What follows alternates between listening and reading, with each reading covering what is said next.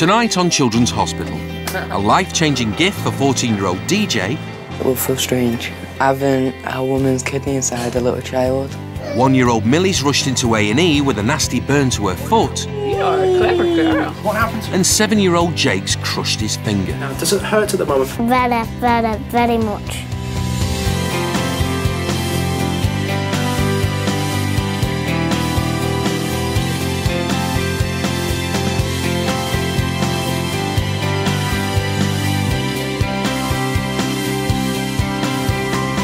In the heart of the city lies the new Royal Manchester Children's Hospital, one of the biggest and most up-to-date hospitals for children in the country. Its state-of-the-art equipment provides patients with some of the best healthcare facilities in the world, while its medical team of 1,000 work tirelessly to change the lives of children when they need it most.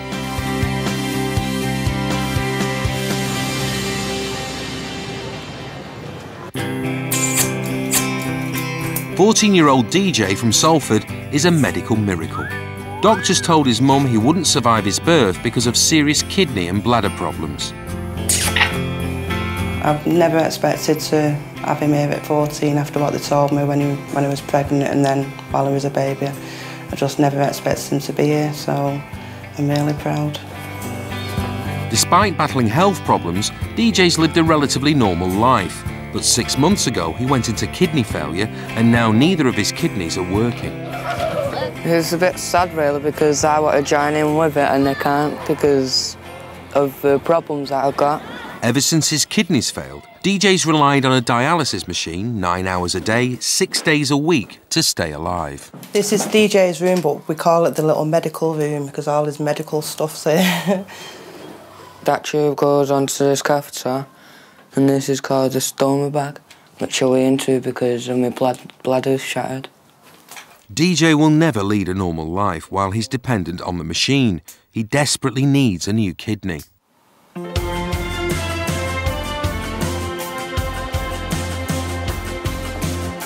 Now at the Children's Hospital, DJ's getting an incredible gift. That's it. You've been ill by mouth from 3 o'clock this morning. Mum Sandra's giving him one of her kidneys in an operation that could change his life. It is the right thing to do.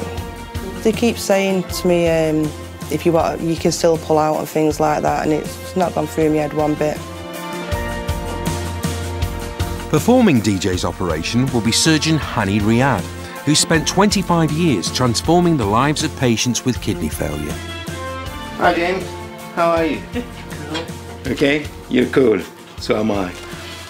Do you know what you're here for? Yeah. What? Kidney transplant tomorrow. Where are we going to get the kidney from? Mum. Your mum. Are you sure she wants to give you a kidney? Yeah. Absolutely sure? You're absolutely sure? No.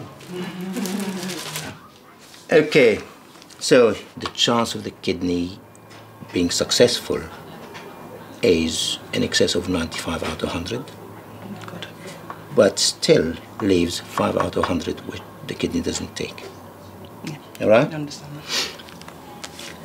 All what I can say is that we really, really promise to look after you, do everything we can to make sure the kidney works well for you. Better that.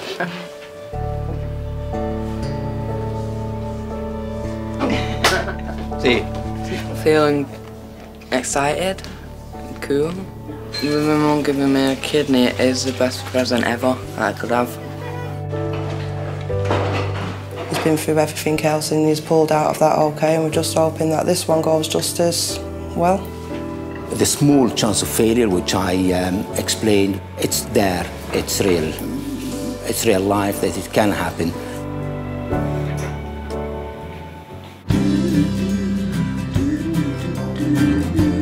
The Children's Hospital has its own A&E department, which sees around 120 patients a day. Emergency doctors like David Drake see more children with crushed fingers than nearly any other injury, and sometimes the damage is more serious than meets the eye. Today, he's meeting 7-year-old Jake, who's trapped his little finger in his bedroom door. Hello, Jake. Hello. What happened to your finger? Oh my goodness, let's have a look. You've been very brave so far. Now, does it hurt at the moment? Very much. You was crying, weren't you? I'm normally brave and don't cry, but Because You do cry, Jessica. sometimes, not all the time, All the time. I'm worried about if they have to take my fingernail off. Okay, let's have a look. Now this is your finger, blown it up really, really big so that you can see. And at the very tip of your finger, there's a crack right there. Oh, I can see What does that it. mean? That's a fracture. The door was actually crushing your finger to such an extent that it's actually broken the bone in your finger. Now, to answer your question, whether we're going to remove the nail or look at the nail, I think we'll have to, because we need to be sure that the soft tissue underneath the nail hasn't been cut or crushed. But you'll be asleep and you won't feel any pain at all, okay? Poor Jake will have to return for a minor operation, but right now the doctor wants to get rid of the blood underneath the nail that's causing all the pain. Now, one thing we can do, it doesn't hurt, it sounds scary, but we heat up a little sort of paper clip and we're trying to get rid of the blood, and that can take some of the pressure and pain away, okay? Let's have a look at your nail. Nurse Wayne Smith will use a tiny metal prong to pierce Jake's nail and release the blood. Legs round me. The nail has no nerve ending, so it shouldn't hurt, but Jake's terrified. Will you be alright? We'll be really quick. It'll feel a lot better when it's done. I promise. Oh, it's coming out now. Oh, it's coming out now, mate. It'll stop it hurting now. And with the pain of the procedure over, Jake's got some advice. Please, children, don't mess with doors, because this might happen. Put your hand like that. So that will protect it too. Jake will need to return later in the week for a minor operation, but for now, he gets to go home pain-free and in time for tea. Do you say? Thank you. Very much. So that's just got to stay on. Shake his hand with that hand then. Dressing. There you go. Thank you. Thank you.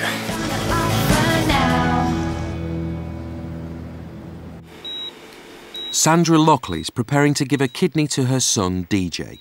Today, she's at Manchester Royal Infirmary, which is right next door to the Children's Hospital. You're all right with masks? Yeah. Okay. Right, deep breaths in and out. Okay, we'll just wait a couple of minutes. If it was any of my kids, they could have any part of me if I could give him anything to help him, so it's the best chance he's got. Sandra's surgeon, Titus Augustine, has been performing kidney transplants for 15 years, but he never underestimates the sacrifice involved. Careful not to damage the crowns. It's a major procedure for someone who is perfectly well. Sandra actually does not need this operation. She's doing it for her son.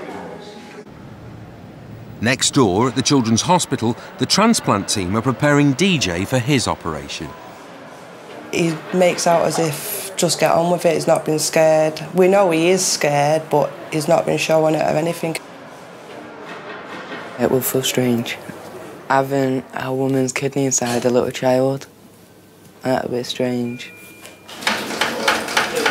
A new kidney for him is really a new lease of life, in that the quality of life becomes so much better. You can start to put some medicine in here to drift you off to sleep. Slowly off to sleep, Tiger. It will be an agonising wait for DJ's dad Steve and sister Chelsea. Oh, that's wonderful. Torture. It's torture, you mean you're not knowing whether they're going to come through it or not, or something else is going to go wrong. She's got to be an hero to do something like that, hasn't she, really? I think so. The lives of DJ and Sandra are now in the surgeon's hands.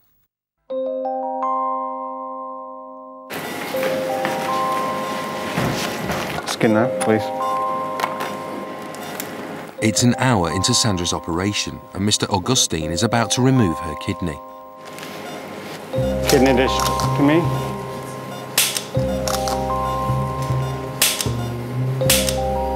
Okay, artery stapled. Sandra's kidney is finally out. The surgical team have just minutes to cool the kidney to 4 degrees or it won't survive. Perfusion time. 10:46.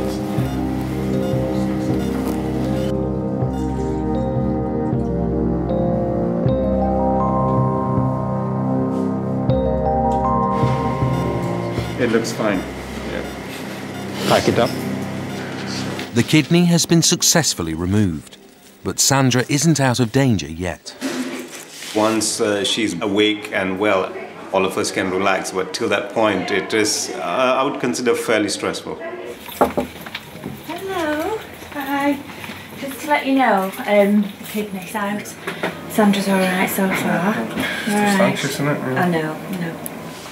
As Sandra's kidney is taken to the Children's Hospital, the next stage of this critical procedure is about to begin.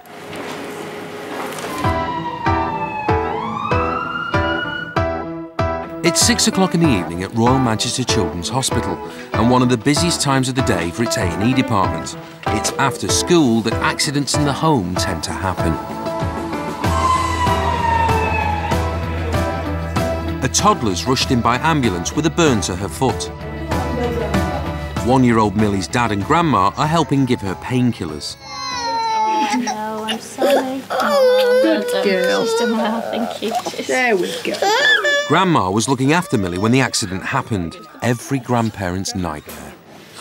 I'm feeling extremely upset at the moment, so it's awful to say. I sat her on the kitchen unit while I was making tea, and there was a kettle that had boiled about 15 minutes before, and I just turned my eyes away from her in a second, and she pulled it over her.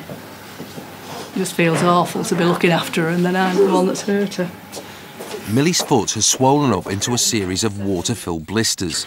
Burn specialist Anoni Harper will need to burst them and then clean the wound. She's part of a 40-strong team who work in the hospital's burns unit. The department sees more scalds from boiling water like Millie's than any other injury. We need to rub those off with gauze.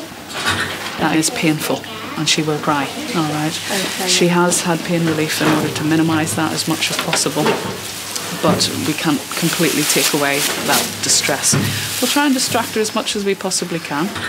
Are you going to clap hands, Millie? Clap hands. I can't clap with one hand. It's tricky. Wow, you are a clever girl. Good. Yeah, I know. I'm sorry. I'm so sorry. See those bubbles? It's almost all finished. Nearly done. Nearly done. Normally my ears are ringing by now, but she has done remarkably well.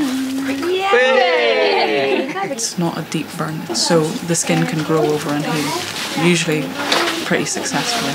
Millie's over the worst, but her grandma's still feeling guilty. You were minding her, weren't you? I was the one that let it happen. Well, accidents do happen. They all say, well, it's not your fault, you can't help it, but you do these things and then afterwards you live to regret them. I don't think you should be sitting on the units again. Millie's foot's cleaned and bandaged. It will take around 3 weeks for the new skin to grow. And A&E hasn't been all bad for Millie. She's even made some new friends. That's a kisses. Oh, thank you.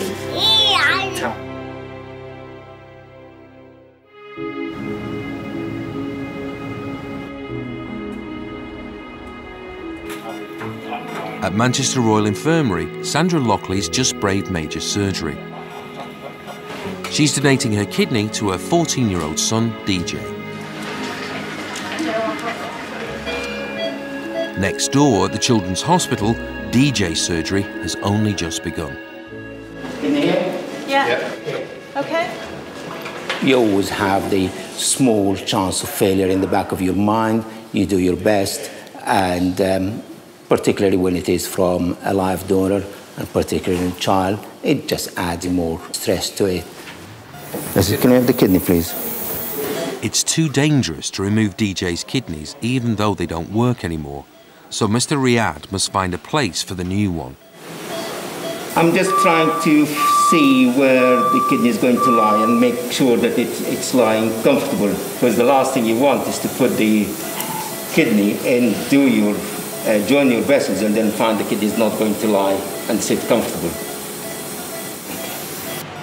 Back in the adult hospital, Mum Sandra is reunited with her husband and daughter. But she's anxious for news of DJ. Oh, it's DJ. It's not over yet. No. It's not going to be out till at least 3. Tell us that. It's 2 hours into DJ's operation, and Mr. Riyad has found a place for the new kidney. The kidney is in a place where it's going to sit, hopefully for the rest of its life. All done. We'll start closing the wound. Needle. Hi, we're done. He's just going to recovery now. Going to the recovery room. He's fine. Kidney was nice and pink. And put in. It looked good. It's worth the pain if it's okay. You look after yourself. See you, bye. The operation is a success, but it will be several weeks before doctors can be sure DJ's body won't reject his mother's kidney.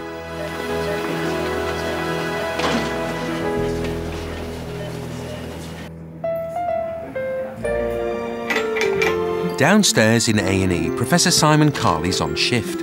He works in children and adults emergency medicine, but he treats his little patients very differently to his grown-up ones. 4-year-old Francis has just arrived with a nasty gash to his head. Now, Mum, what's happened to Francis today? He tripped over his train set and fell into the door frame. Oh dear. Francis, can I have a quick look at your poorly head? Where did you bump it? Oh, right, yes. Just very gently just peel this off. Oh, right, okay. It's actually quite a nasty little cut. Okay, I'm going to look after you in the hospital and put you back together again. Is that okay? There you go. Professor Carley thinks it will be too upsetting for Francis to have his wound stitched with just a local anaesthetic. We need to make sure that we close all the layers of the skin, not just the top layers. I've worked at a vet. I've seen it. You know what we're doing. I do. An alternative will be a general anaesthetic, but he wants to keep Francis's ordeal to a minimum.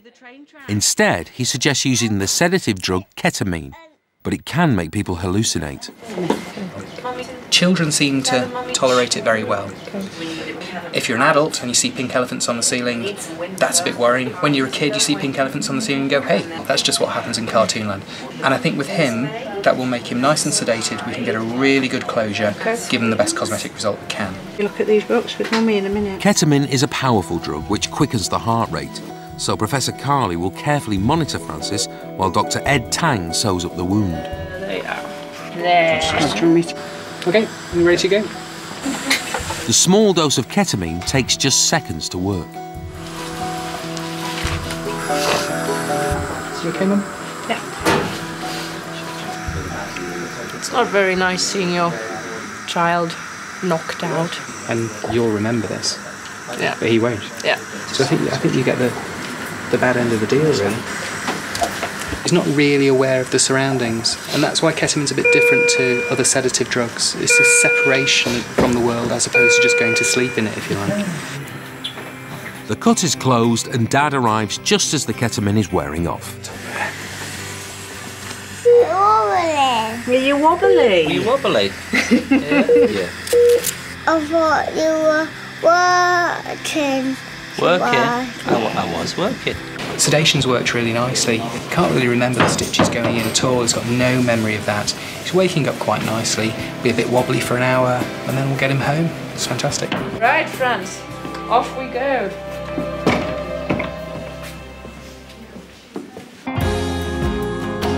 It's been 6 weeks since Sandra Lockley donated a kidney to her son DJ, and they are now both fully recovered from their operations.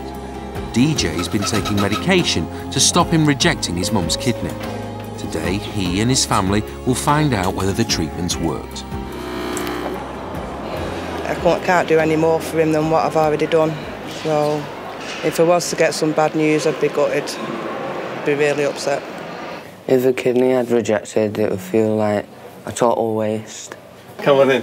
Sandra and DJ are seeing Dr. Webb. He's helped transplant children adapt to their new kidneys for over 20 years.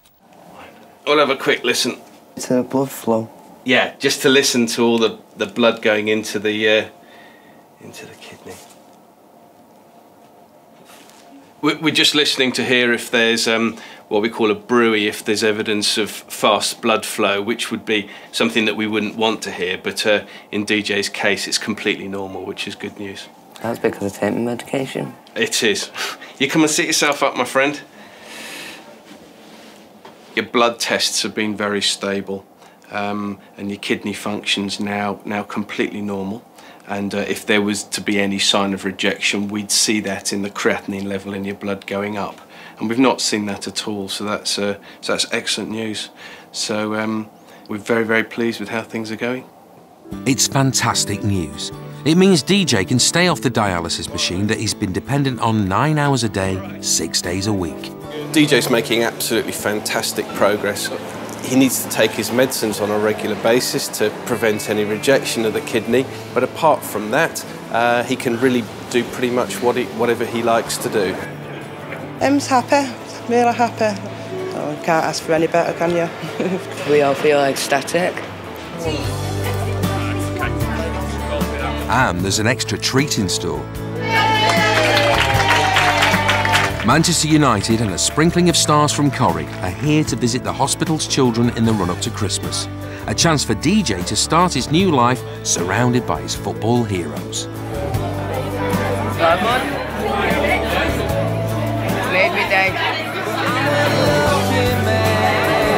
With his new kidney a success, DJ's ready to get back on the pitch himself. I feel more energetic and looking forward to playing football again because I missed it.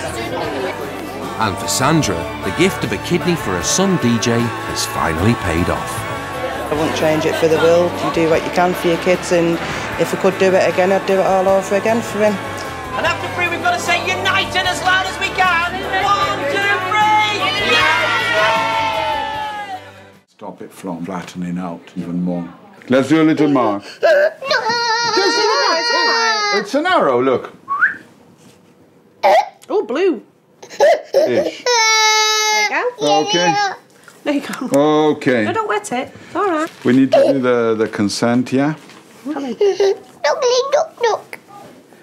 It's a major procedure for anyone, but Jack's other health problems mean he's particularly vulnerable to complications.